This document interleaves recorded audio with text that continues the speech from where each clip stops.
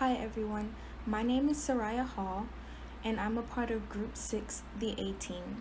My group members, Clarice, Tito, Alex, Richard, and I will be talking about global financial systems for this week's What's News topic. So, what are global financial systems, or international monetary systems? Both of which are a collection of agreements and institutions that govern exchange rates. We chose the topic of global financial systems because it correlates with the two articles we've chosen for this assignment. The first article is titled Sanctions Row Threaten EU-China Investment Deals from the Financial Times, and the second article is China-Europe Sanction Fight Shatters Image of Amicable Ties from the Washington Post. Also, this topic outlines the chapter readings, both of which goes into detail on the international financial market or the global financial systems. The underlying topics discussed in both articles highlights the sanction fights between the EU-China investment deals. They talk about their international markets being put at risk due to China's threats, and also investment agreements that are being threatened due to China's response, more of which you will hear further in this video. Hi, my name is Clarice, and I will be discussing the connections between the two articles. First, I will discuss the underlying topic between the two articles. Then I will talk about how the articles complement each other. Then I will speak about the different viewpoints between the two articles. And lastly, I will speak about what we learned from reading two articles rather than just reading one. The underlying topic between the two articles has to do with an investment treaty involving Brussels and Beijing. The European Union recently joined the US, Britain, and Canada in imposing sanctions against Chinese officials over accusations of abused minorities in China. And Beijing recently retaliated by imposing their own sanctions against 4 European legislators and a German researcher. Now, there's an obvious strain between the European Union and China's relationship and the treaty. The two articles complement each other a great amount. They both discuss the current tensions between Brussels and Beijing, but both articles also went into background details of the situation. They also went into details regarding the relationship between China and the European Union prior to the sanctions, and both articles also included quotes from important figures such as Canada's Prime Minister, the EU's Trade Commissioner, and the Chinese Minister. Even though the two articles have great similarities, there are also differences among them. The Washington Post article mainly discussed China's wrongdoings and why the sanctions were imposed on Chinese officials. The article also went into details about what the sanctions imposed on the Chinese officials consist of, including banning traveling from Europe and also freezing any European assets that the Chinese officials have. The Financial Times article focused more on China and the European Union not escalating the situation anymore. It also went into more background details about China's relationships with other countries such as Canada. And also, the Financial Times article discussed the benefits of the investment treaty between Beijing and Brussels. There are many benefits when you read multiple articles dealing with the same topic because you get to see the full story. In this case, one article went more into depth regarding the history leading up to the current situation that China is in with the European Union.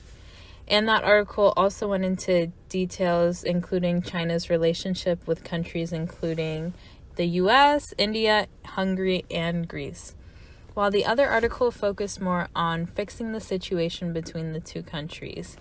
This article went into detail about the incentives and benefits that the treaty between Beijing and Brussels would have.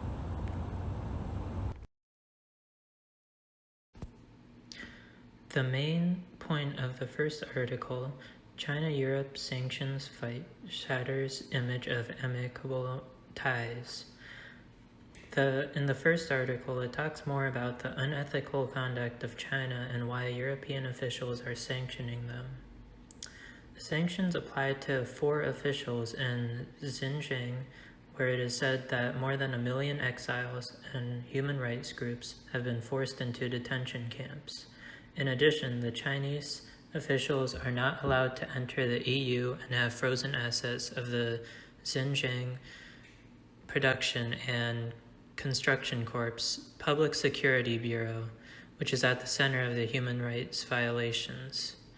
On the flip side, the Chinese gave no details on the penalties towards the Europeans, but it is speculated to be only barring the officials' entry into China.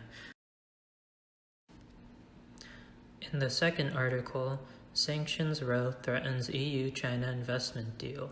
The main points of the second article follow the first very closely.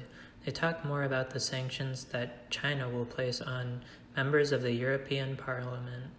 They believe that both sides do not want to escalate the situation more and hope that there are ways of finding amends before it's irreversible, even though that the situation is seemingly set in stone.